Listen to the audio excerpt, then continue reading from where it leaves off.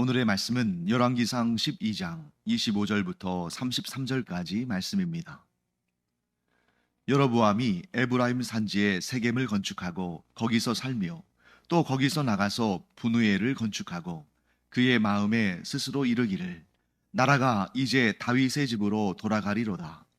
만일 이 백성이 예루살렘에 있는 여호와의 성전에 제사를 드리고자 하여 올라가면 이 백성의 마음이 유다 왕 된 그들의 주 르호보암에게로 돌아가서 나를 죽이고 유다의 왕 르호보암에게로 돌아가리로다 하고, 이에 계획하고 두 금송아지를 만들고 무리에게 말하기를 너희가 다시는 예루살렘에 올라갈 것이 없도다. 이스라엘아, 이는 너희를 애굽 땅에서 인도하여 올린 너희의 신들이라 하고, 하나는 베델에 두고 하나는 단에 둔지라. 이 일이 죄가 되었으니 이는 백성들이 단까지 가서 그 하나에게 경배함이더라. 그가 또 산당들을 짓고 레위 자손 아닌 보통 백성으로 제사장을 삼고 여덟째 달 곧 그 달 15째 날로 절기를 정하여 유다의 절기와 비슷하게 하고 제단에 올라가되 베델에서 그와 같이 행하여 그가 만든 송아지에게 제사를 드렸으며 그가 지은 산당의 제사장을 베델에서 세웠더라. 그가 자기 마음대로 정한 달, 곧 여덟째 달 15째 날로 이스라엘 자손을 위하여 절기로 정하고 베델에 쌓은 제단에 올라가서 분향하였더라. 오늘 이 본문의 말씀은 여로보암 왕이 북이스라엘을 다스리면서 행한 그 죄악의 근본적인 이유를 설명해 주고 있습니다. 자, 먼저 이 여로보암 왕이 이 북쪽 지파들의 왕이 된 다음에 한 일들이 설명되어 있는데요. 자, 먼저 25절 말씀 볼까요? 거기에 이렇게 되어 있죠. 여로보암이 에브라임 산지에 세겜을 건축하고 거기서 살며 또 거기서 나가서 분우엘을 건축하고 이렇게 되어 있는데요. 자, 에브라임 산지다 하는 것은 당연히 에브라임 지파에게 주어진 땅 중에 있는 산지겠죠. 그러니까 거기에는 산들이 있다는 것을 우리가 알 수 있습니다. 그 중에 세겜은 어떤 곳이냐면 이 산들이 있으면 그 산과 산 사이에 골짜기와 같이 좀 평평하고 낮은 지대가 있겠죠. 그곳에 세워진 성읍이 세겜입니다.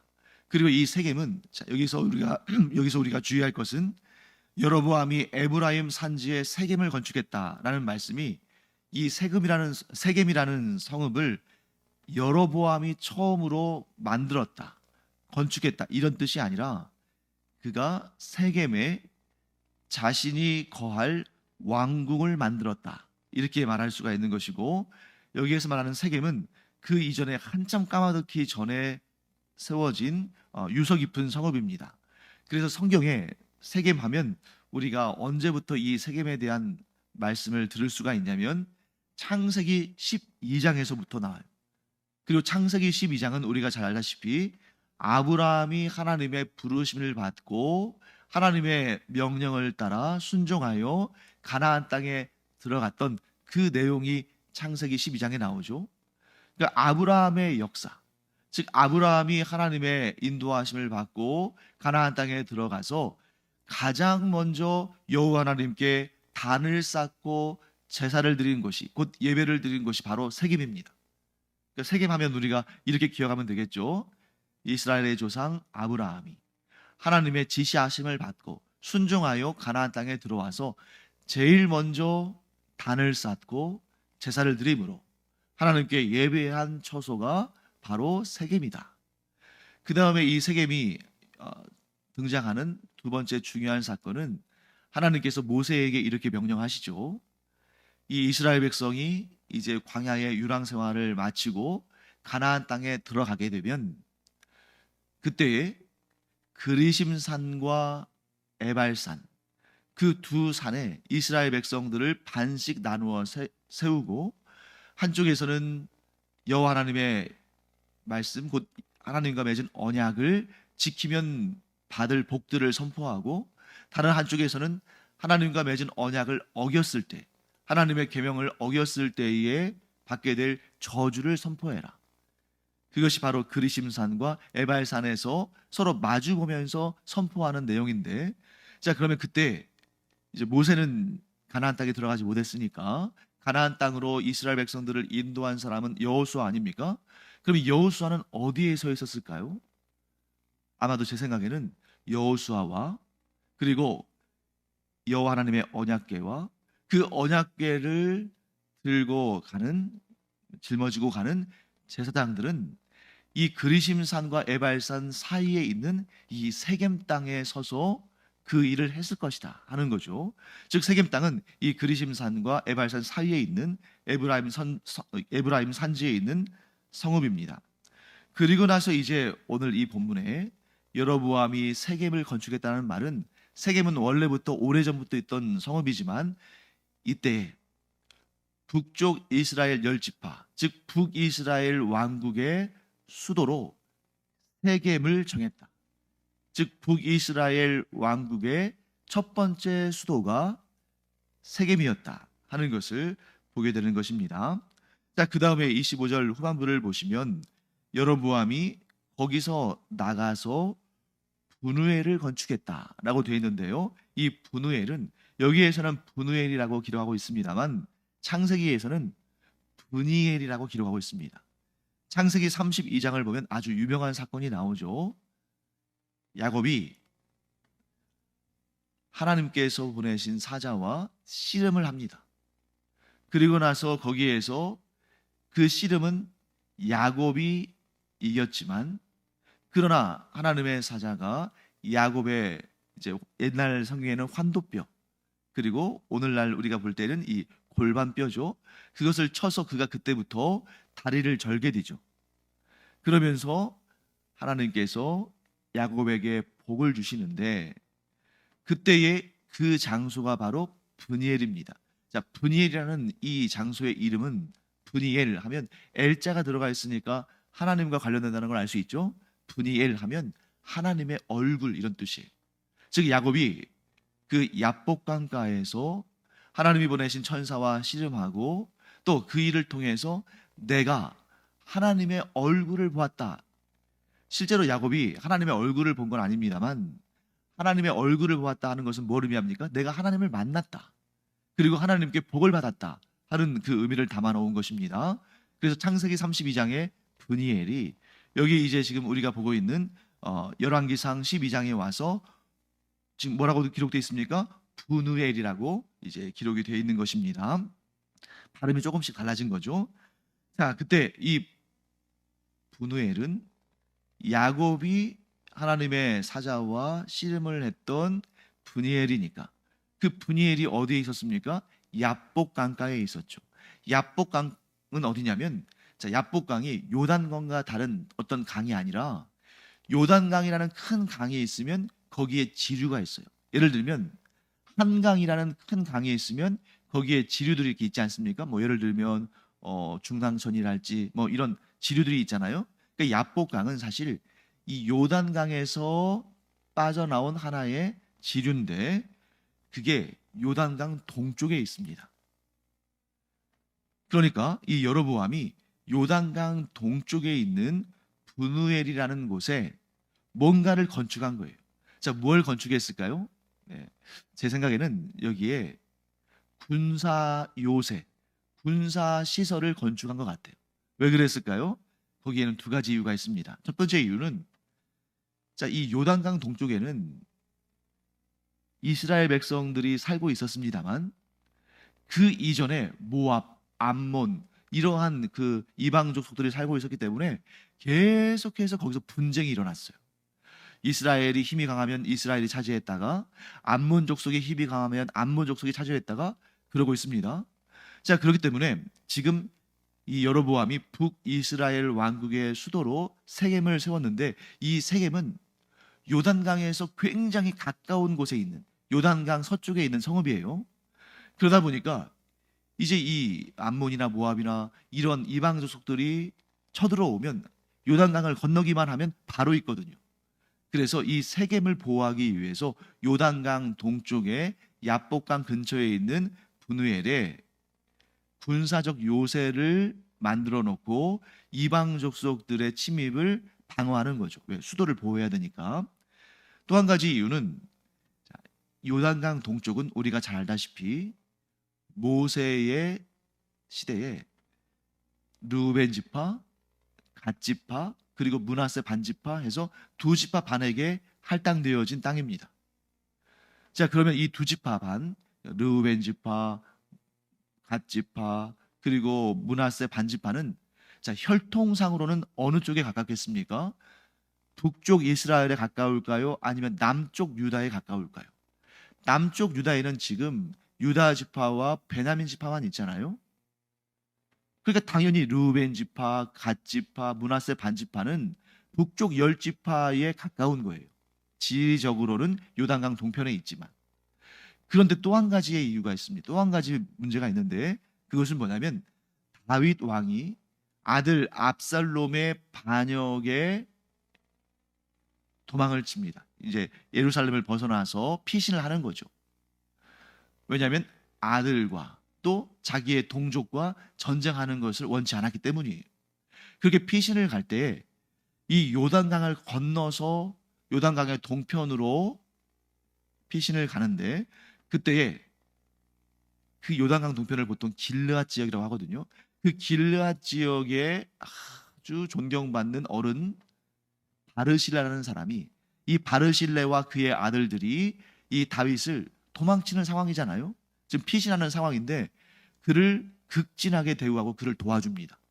얼마나 다윗을 잘 도와줬던지 다윗이 나중에 이제 압살롬의 반역이 다 끝이 나고 그것이 다 징벌을 받고 다시 예루살렘으로 돌아가게 될 때 이 노인 바르실레에게 나와 함께 예루살렘으로 가자. 그러면 내가 당신을 극진하게 대우해 주겠다. 그러니까 바르실레가 나는 이미 나이가 많아 늙었는데 내 고향에서 나의 마지막 시간을 보내고 싶고 그러면 우리 가문에게 은혜를 베풀 마음이 있으시다면 내 아들 김함을 데려가서 그를 좀 잘 돌봐달라. 이렇게 이제 얘기하는 내용을 보게 되죠. 그때로부터 이 다윗의 가문과 이 길르앗 지역의 사람들은 아주 깊은 유대 관계를 맺습니다. 그러니까 이 요단강 동쪽에 있는 사람들은 혈통상으로는 북쪽 이스라엘과 깊은 관계에 있지만 감정적으로는 그들이 다윗 가문과 더 친밀하다는 거죠. 그러니까 이제 이 여로보암이 요단강 건너편에 있는 분우엘을 건축하고 그 수도 세겜을 방비할 뿐만 아니라 그 땅 사람들을 빼앗기지 않으려고 이렇게 정책을 펼쳤다. 이렇게도 볼 수 있는 것입니다. 자, 그런데 여기에서 문제가 납니다. 거기까지는 괜찮아요. 하나님께서 북쪽 열 지파를 여로보암에게 주셨고, 그러니까 당연히 그가 이제 왕이 돼서 세겜에 왕궁을 건축하고 수도로 삼고, 또 군사적인 장치, 또 백성들의 어떤 여론을 또 수렴하는, 그래서 자기에게 또 이렇게 잘 순종할 수 있도록 하는 거 뭐 나쁘지 않습니다. 좋은 방법입니다. 왕으로서 그런 조치들을 해야죠. 그런데 문제는 뭐냐면 그에게 스물스물 불안감이 엄습했다는 것입니다.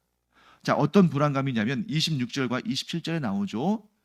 그의 마음에 스스로 이르기를. 그러니까 누가 그런 말 한 것도 아니에요. 여로보암의 신하들이나 백성들이 여로보암의 그런 말을 한 게 아니라 스스로 그런 생각을 했습니다. 나라가 이제 다윗의 집으로 돌아가리로다. 아니, 지금 북이스라엘 왕국이 세워진 지 얼마 되지도 않았는데 막 이제 힘을 내서 나라를 더 굳건하게 세우고 지금 뭐 수도도 세우고 또 방비도 하고 했으니까 힘있게 그 나라를 이끌어 가야 되는데 느닷없이 뭐라고 말합니까? 이제 이 나라가 다윗의 집으로 돌아가리로다. 그 남유다 쪽으로 흡수될 거라는 거예요.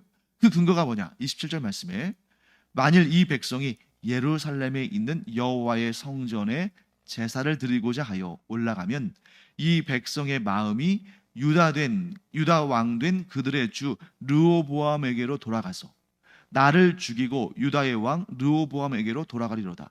자, 돌아가다는 말이 두 번이나 나오죠. 앞에는 뭐냐면 마음이 이스라엘 백성들의 북이스라엘 백성들의 마음이 르호보암에게로 돌아간다는 거예요. 그리고 두 번째 돌아간다는 건 뭡니까? 그들의 몸도 르호보암에게 돌아간다는 거죠.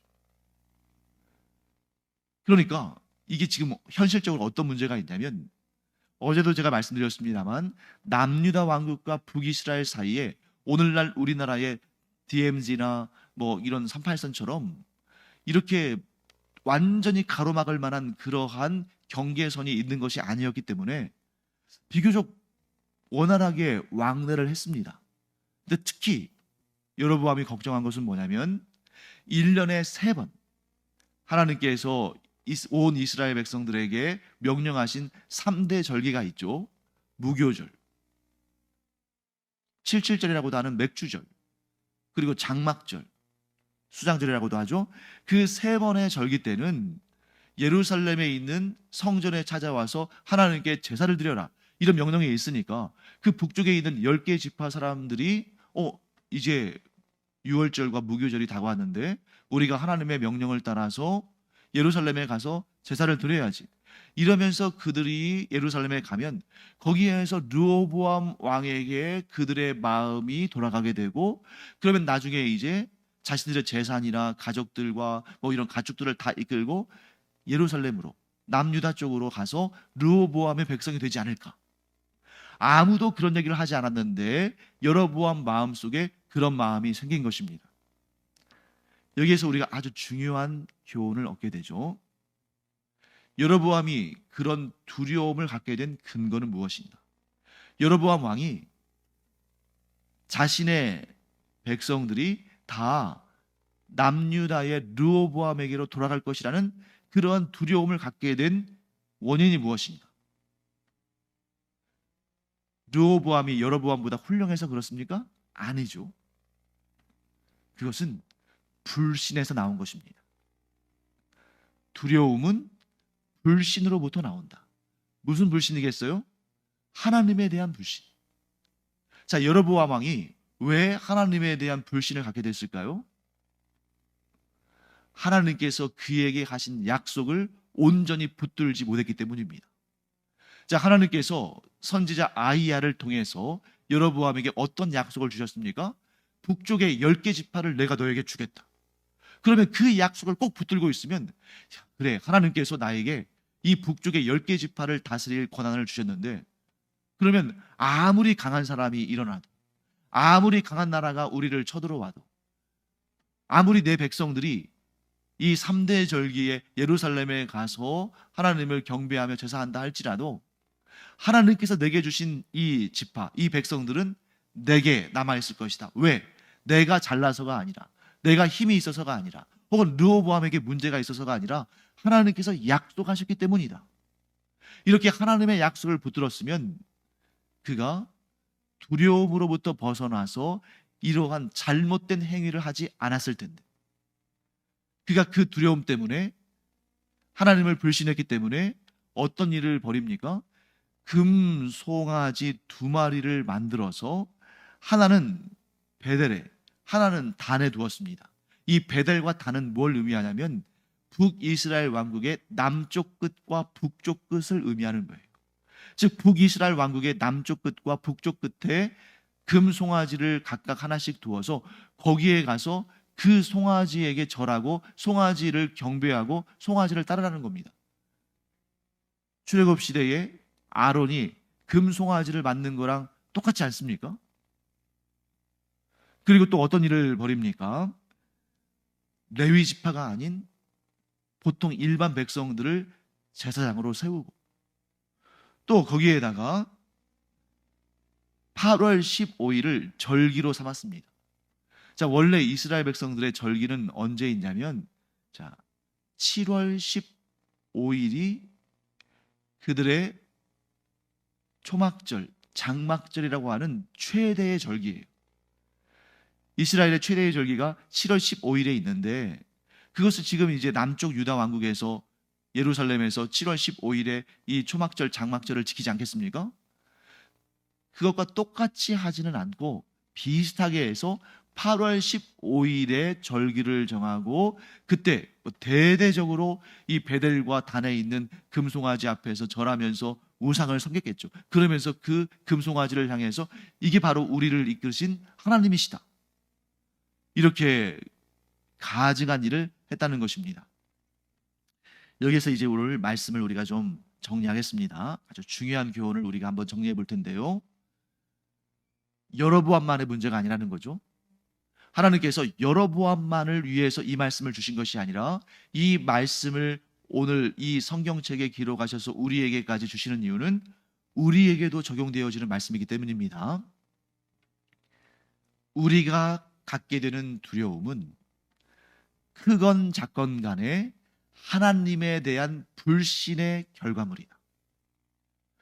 자, 여러분과 제가 가지고 있는 이 두려움은 크건 작건 간에 하나님에 대한 불신의 결과물입니다. 그런데 우리의 불신의 결과물이라고 할 때 우리가 하나님을 믿지 않는다는 말씀이 아니에요. 우리가 하나님의 존재를 믿고 우리가 하나님의 능력과 위엄과 나를 향하신 하나님의 사랑을 믿습니다. 그런데 우리가 때때로 불신하는 경우들이 있는데 그것은 뭐냐면 우리의 현실적인 문제들, 우리가 바라고 원하는 그런 문제들이 내 뜻대로 되기를 바라는데 하나님께서 내 뜻대로 되게 하지 않으실 거라는 것에 대한 그런 두려움인 거예요. 그런데 우리는 어떤 생각을 가져야 됩니까? 내 뜻대로 되어지는 것만이 하나님의 뜻이 아니에요. 하나님은 때때로 내가 기도한 대로 내 마음에 품은 소원대로 그대로 응답하시기도 하시지만 그것보다 하나님의 뜻이 더 좋고 더 귀할 때는 하나님의 뜻대로 이루십니다. 그리고 결국 그 모든 것이 하나님의 뜻 가운데 이루어지는 것이죠. 그럼에도 불구하고 우리는 사람이기 까닭에 내 짧은 소견이 최고인 줄 알고 내 지혜롭지 못한 생각이 옳은 줄로 알고 계속 내 뜻대로만 되기를 바라는데 그러다 보니까 내 뜻대로 이루어지지 않을 때에 하나님께서 나를 사랑하지 않으시는가?